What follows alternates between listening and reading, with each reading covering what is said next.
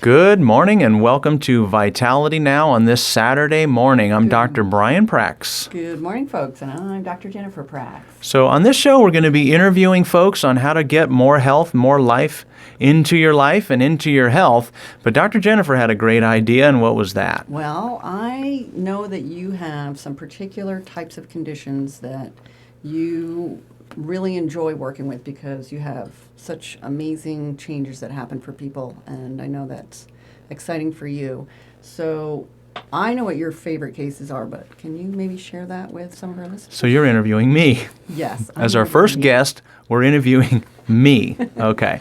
Yeah, absolutely. Chronic care, chronic conditions is the name of our practice. And so where we focus our time, our energy, when I'm going to seminars, conferences, and studying the latest and greatest, I'm looking at neurological conditions. And the number one condition that I focus my energy and my staff focuses our energy and attention to is peripheral neuropathy. Can you talk about what the symptoms are and what's involved, the common treatments, and what is neuropathy? That's a really good place to start. So when I teach seminars, workshops, etc., I always start a seminar out with, well, what is it? What is peripheral neuropathy? So in defining peripheral neuropathy, we're going to talk, Dr. J, we're going to talk a little bit about anatomy. So anatomy, the central nervous system is the brain and the spinal cord. So really anything peripheral or outside of that, like the nerves that travel outside of your neck, go down into the arms, the hands, the fingers, the nerves that come out your lower back, go down into the legs, the feet, and the toes, those would be the peripheral nerves. And anytime there's a problem anywhere in the body, Latin or Greek or Western medicine would put an opathy on it. So if something, it basically means a problem with. So if somebody has a peripheral neuropathy, it means that there is a problem with the peripheral nerves. And so what does that mean in plain old English? What that means in plain old English is the symptoms would be very common: burning, tingling, numbness, pain, electrical stabbing pains. I've had people come in telling me that it feels like there's ants crawling up my leg. Somebody once said it feels like there's rats chewing on my feet. Oh, I hate it when you give that example. I'm sorry. Oh. It's pretty nasty, but some of these neuropathy symptoms are so bad it's keeping patients up at night. They can't tolerate even a sheet on their feet. Some people, on the other hand, have feet and even hands that are so numb it feels like they're walking around on blocks of concrete. And others are so cold it feels like they're walking around on blocks of ice. It's just debilitating. It's a terrible affliction. Yeah. And that's what we deal with, and that's what we strive to help. Yeah, and we notice that people who are in a lot of pain and uncomfortable, it affects other things in their lives. Oh my gosh, mood, attitude. If you can't sleep. I mean, I know how I get when I can't. Well, you know how I get when I don't sleep. You get pretty grumpy. Yeah, I get pretty grumpy. So thanks for pointing that out. But that's exactly it. And I think your next question is going to be, well, so what do you do for it? Well, I know you've developed a non-invasive drug-free program to reverse nerve damage. What does it involve, this reversing of the nerve damage? Well, that's the first things first. What you have to do is figure out what is the cause? Or in most neuropathy cases, even most knee or diabetic, no matter what the condition is, you have to find out what's causing this thing. And the failure of Western medicine with a chronic condition like this is they're not treating causes, they're treating symptoms. They use medications like gabapentin, Lyrica. Another name for gabapentin is Neurontin, amitriptyline, Topamax. All these different medications are simply treating the symptoms. So how do we deal with it? The first thing we deal with is figure out what are the causes. And some of the most common causes for peripheral neuropathy, number one is diabetes. So diabetes is a big one. 30% of all neuropathy cases come from diabetic neuropathy. Chemotherapy-induced neuropathy, that's another one.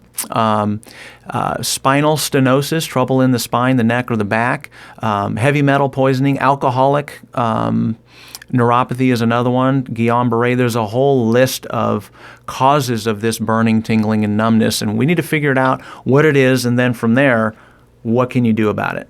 So there is a commonality of all these types of causative conditions, and does that have to do with circulation? Is it blood circulation? Is it nervous system? What's happening? There is that common connection, and it almost always has to do with irritation of a nerve and that almost always goes with circulation to the nerve. So nerves, like bones, like any live tissue in the body, they have to have a blood supply. If you get blood to a tissue, the right amount of blood, then hopefully you're carrying enough oxygen, and if we're dealing with a smoker, you're probably not. Okay, if you're dealing with something like anemia, then you may not be carrying enough oxygen. So these are things you have to look for. But you've got to get oxygen. You've got to get nutrients from the food we eat. You got to get those down to the cells. In this case, down to the nerve cells. In addition to that, then you have to take away the waste products as well. This is just normal human physiology, and if that's not happening, all the way down at those small nerves in the feet and the toes or the hands and the fingers, if that's not happening, some tissues are going to die. And when they die, those nerves, when they die, it hurts. It really hurts when those tissues die. So yeah, definitely look at nerve irritation. Where is that happening? What's irritating them? And circulation for sure. So as some of the problems that are happening in the feet, of course, I'm a chiropractor, and I understand some of this better than some people, but can there be a causation with neuropathy, the types of conditions that you're helping with, that are actually originating at the spinal level? Yeah, absolutely. That one of those would be spinal stenosis. There's several types, but stenosis basically means that something like a tunnel or a canal is narrowed. And a narrowed stenosis can come from dislocated vertebrae, obviously fractured vertebrae, old fractures. It can come from herniated discs. It can come from prolapsed discs, slip discs. Any of those can cause stenosis. I have found as being, before I got into chronic conditions when I was a traditional chiropractor, I was able to help out some of these, but I got frustrated when I started dealing with the chemotherapy-induced, the alcoholic-induced, the diabetes-induced, and Guillain-Barré, and some of these other things. I started getting frustrated because even my traditional chiropractic care wasn't taking care of all of the underlying conditions. And again, like you were saying, if it's a back problem only, then a good chiropractic adjustment could help out. But I really haven't found many of those cases that I'm dealing with. Like you were saying, it does have a lot to do with circulation. That's a big key there. Yeah, so degeneration. And, thank you. Yeah, degeneration, arthritis. Yeah. So how are you getting rid of this or increase? So you're saying that increase in circulation, bringing in nutrition that helps bring more vitality to the ends of the nerves. And the other thing that needs to happen is regrowth of those nerves. Is that something that you can talk about on the air? Yeah, absolutely. That's not even that new. That's not something that was created by chiropractors, although we've been talking about that since 1895. But there is a relatively new word that's being thrown around in medicine, and it's called neuroneogenesis. And what that means is that there can be genesis, which means new or arising from, neo meaning new, and then neuro meaning nerve. So what that means in plain English is that you can get nerves to grow. And that's a really exciting thing. So with neuroneogenesis or with nerve plasticity, as long as you know how to stimulate the nerve, you can get it to grow. It's really cool. So the analogy I use a lot is that if I broke my arm and I have my arm in a cast, I'm going to get atrophy. If it's in there long enough, I'll get atrophy of the muscles. My muscles will weaken, they'll get small. And if I go to a physical therapist and he or she shows me and has me do specific muscle exercises due to supply and demand, if I demand my muscles to grow by lifting weights, they're going to grow if I do the right exercises long enough. And the really neat thing is nerves can do that too. You just have to know how to stimulate those. Right. Are there some things that you can recommend to people at home that can help increase circulation or help decrease some of the pain and numbing that they might have? Yes. One of the first things that I can think of is I've done so many different videos on this and so many different blogs on this. So I'm just going to put something out there. You who's listening, you should go to my website. It is chroniccarecharlottesville.com. I also have a YouTube channel. You can look me up at Dr. Prax and my YouTube channel, and I give lots of different tips and tricks that you can do. But just now that I've got you prepared and on the edge of your seat, wanting to know what can I do, if I were to pick one thing to help with neuropathy, and by the way, this is going to help with high cholesterol, This is going to help with heart conditions. This is going to help with high blood pressure. This is going to help with digestion. This sounds like, now come on, you're talking about a panacea. How can all these things help? Dr. J, this is the one thing that I think differentiates our program from any other programs out there. We actually rely on, tap into the body's ability to heal itself. And that's why we're able to get an 85 to a 90% success rate on a condition that doctors say is impossible.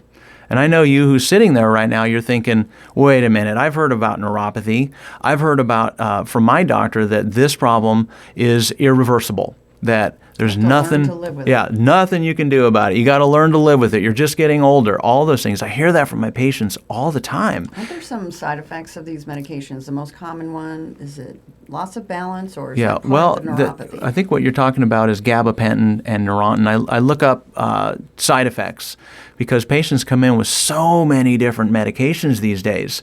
And so one of the things that I have to look up is, what are the causes of this? And you know what? One of the causes of peripheral neuropathy is side effect of medication.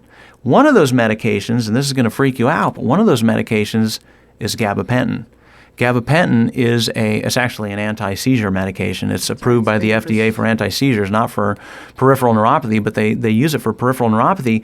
And the side effects could be burning, tingling, and numbness in the extremities. And if that doesn't sound like peripheral neuropathy to you, it sure enough does to me. But back to what I was saying before, I think one of the main reasons why we get such great results is because we actually are tapping into the body's ability to self-heal. So when I say, take a look at your diet, for my patients, it's not just take a look at your diet. I go, here is what you need to do with your diet. First of all, I'm going on a little bit of a tangent, but this is so critical. And if the listener gets one thing out of today, that is this: Americans eat 150 to 170 pounds of sugar on average every year. That is an astronomical amount. I mean, I know when I take the feed bag in for our chickens, that's a 50-pound sack. I almost break my back lifting that thing. Most Americans, to a chiropractor. Yeah, most Americans are eating 3 to 4 of those bags worth of sugar. It's an astronomical amount, and we were not designed to have that. So when I talk to my patients and I show them recipes and I show them how what they're eating is causing what they have, from obesity to just overweight, to prediabetes, to diabetes, to peripheral neuropathy, to coronary problems, we're pointing it back to the sugar. And here's an interesting thing. So you ask, what can the listener do? Cut your sugar down. Cut your sugar down. And I know a lot of you are sitting there thinking, oh, okay, I'm good on sugar. I use stevia, or I use Splenda, I use aspartame, I use artificial sugars. The problem with those is that they've actually been shown to break down to some pretty nasty things like formaldehyde. They've been shown to break down to some other things that can lead to other bad conditions like cancer. So the other thing I want to say about sugar and reducing sugar is that there are hidden forms of sugar. So everybody knows about a can of soda, obviously. It's got, 15 teaspoons of sugar per can of soda. It's an astronomical amount. And here's a tip. If you want to lose weight, cut back on your sodas, cut back and get rid of your juices. Those are just loaded full of sugars. But here's a hidden sugar that none of us really think about. Sugars come in simplified and refined carbohydrates like bread. Okay, so I know that I think it's the CDC or the government has this pyramid. You know the pyramid, right? At the bottom of it, what does it say at the bottom? It says 6 to 7 servings of wheat, okay, and other grains. And we are just not meant to have that. Researchers have found that two pieces of bread, and that's the whole wheat bread, like the good stuff, right? The heart healthy stuff, so supposedly. 2 pieces of bread turns into sugar faster than 2 tablespoons of sugar itself. 2 pieces of bread. So that bologna sandwich that you're having is loaded with sugar. You're not putting any on there, but it's on the slices of bread on either side. And that my friends, that's what's causing a lot of our health problems in America, including peripheral neuropathy. So if you get nothing else out of this, hopefully you're entertained and you get some information. But if you get nothing else out of this, and all you get out of it is, I'm going to really reduce my sugars, I'm going to reduce my refined, simple carbohydrates. If that's all you do, call me, let me know, send me an email about how much weight you're going to lose, because if you need to lose weight and you just cut that stuff back, I no longer ask my patients, hey, are you losing weight? I say, how much are you losing? So that's how profound it is. Right. And people really take it on. They get used to it. And at first, they're kind of like, oh my gosh, I could never give that up. I can't give up my bread. And then, 3 days later, they're like, I don't really miss it. Actually, I have all these recipes now, and I can roll my ham sandwich in a roll with some lettuce and some good fats, and it's just as satisfying. And they're also, not feeling hungry. They're eating all day long. So I know your patients are feeling really energized. They're getting back to exercise and walking.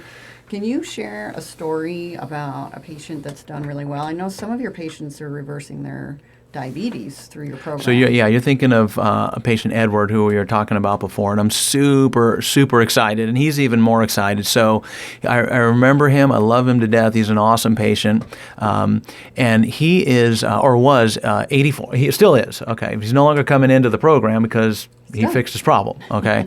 Edward was 84. 84 years old, probably a good 50 pounds overweight. You know somebody like that. I mean, a lot of us are. Diabetes, bad, out of control. And for those of you who are listening, he had an A1C of a 7.5. Pretty sure, 7.5 on his A1C. 4 months into the I remember when I gave him the initial consultation, I said, look, Edward, this is what we need to do. We got to cut your sugars, your wheats. We got to cut all these things out. And he said, I can do that. And I remember his daughter in there. She looked at him sideways with those furrowed brows like, really, Dad? Really? I said, look, Edward, this is not going to be your daughter who's going to have to nag, who's going to have to constantly remind you. You have to do it. And he goes, I can do it. She didn't believe. And he said, I'm going to do it. And I said, okay, we're going to get you started. And I'm telling you, he really did do it. So he actually proved his daughter wrong. He didn't prove me wrong because I trusted him, but he really, really stuck with this nutrition program. Let me fast forward. 4 months later, he is so excited. He dropped 30 pounds. And even more exciting, the last time he came in a couple weeks ago, he said, I have some great news. And it was really neat to see Edward in person and on the schedule, because every time he had some more good news. My feet are feeling better. My balance is getting better. I did yoga today. I could do the tree pose. It was amazing. But the last time he came in, he got great news. I was like, well, what is it now? Just got back from my doctor, got the results from the blood test. I was like, okay, what'd they find? Glucose, 85. Fasting glucose, 85. I said, fantastic. That's like normal range. He goes, I know. And then he said, I said, what's your A1C? And he goes, 5.5. Now, for those of you who have diabetes, you know what those numbers represent. The A1C is a critically important number. But if you don't, anything over a 5.6, 5.7 is considered pre-diabetes, diabetes, okay? And this is like the Richter scale. So going from a 7.0 to a 7.1 is a huge, huge climb. It's exponential. So he was at a 7.5. In 4 months, he went to a 5.5. He went from bad diabetes down to no diabetes. That is how people reverse diabetes. He's off. Obviously, he's off his metformin. He wasn't injecting at that point. He was getting close to that. Blood pressure medication is down. He's almost off that. Cholesterol is down. His cholesterol medication is down. And I would contend that because he's taking less medications, he's feeling a lot better. Well, he also lost 30 pounds, so his feet feel better because they're not hauling around an extra 30 pounds. It's just all of these amazing things, and now his body is able to tap into his own natural healing capacity, and it's just remarkable. The irritation isn't there anymore. He learned what he was doing that was aggravating and killing his nerves. Yep. I want to be straightforward as well. It's not as easy as just cutting out your sugar, that will definitely help. So for you sitting there listening, if you cut back your sugar, you will see changes. Be patient with it. And you said 3 days. It's true. Some of my patients have 3 days and they're like, oh, that's so easy. Some of them take a little longer. It might take a week or two. For my 87, I have a 97-year-old. They've been eating this way their whole entire life. So changing, people just don't really like change. Right. But when we offer them recipes and shopping lists and guidance, and they hear that I'm doing the program, that you're doing the program, all my staff is doing the program, we're here to guide them through. We're here to talk them through. Well, I don't know what to eat for breakfast. Well, here, let me give you this recipe. This one's really easy. This one's really good. So guiding them through is a help. But it's usually not just cut out your sugar, cut out your wheat, and voila, it's all healed up. Once you stop offending the nerves, then you got to go in and stimulate growth back in the nerve. So it's good to stop irritating, but then you got to stimulate growth in those. So there's specific tools that need to be done for that too. So I know we're running out of time. We're running out of time. This was going to be an interview about me and what our clinic is all about, and we ended up talking about neuropathy. So what other question? You told the listeners 85% success rate. Is that for everybody, or is people that? All right. Yeah, let's be transparent here. I can't help every single person that comes into the clinic. First of all, you have to have a high level of motivation. Second of all, if your damage of the neuropathy is so bad that it's going to be irreversible, those are the tough cases where I have to look somebody in the eye and say, I'm sorry, it's too late. So if you're listening and you've got neuropathy, whether you call me or somebody else, get working on this thing. Get working on this thing, because it does get to a point where it's irreversible, and even my program or any program is not going to help you out. So 85% of the patients who I accept into care. Who do I accept into care? Those who I believe I can really help out with. Yeah. Yeah, I know your patients really appreciate your honesty on that and what the outcomes are. So, yeah, we can't help everyone, and it all starts out with lifestyle at home. So that's nice. We'll get some more tips out to our listeners maybe next show. Yes, I think that would be really good. Right. That'd be really good. We'll talk about knee pain. A lot of people have. Let's talk about knee pain. That's the second most common condition that we take care of in the office. Bone on bone, even pre-surgery. I've saved several people who were scheduled for knee replacement. Lots of people that have had knee replacement and they're still hurting, and we're helping those out too. So I think with the amount of time, we should call it a day, and I look forward to seeing you next week. Enjoy the rest of your Saturday, and thanks for joining us today. Yeah, have a great day. Vitality Today.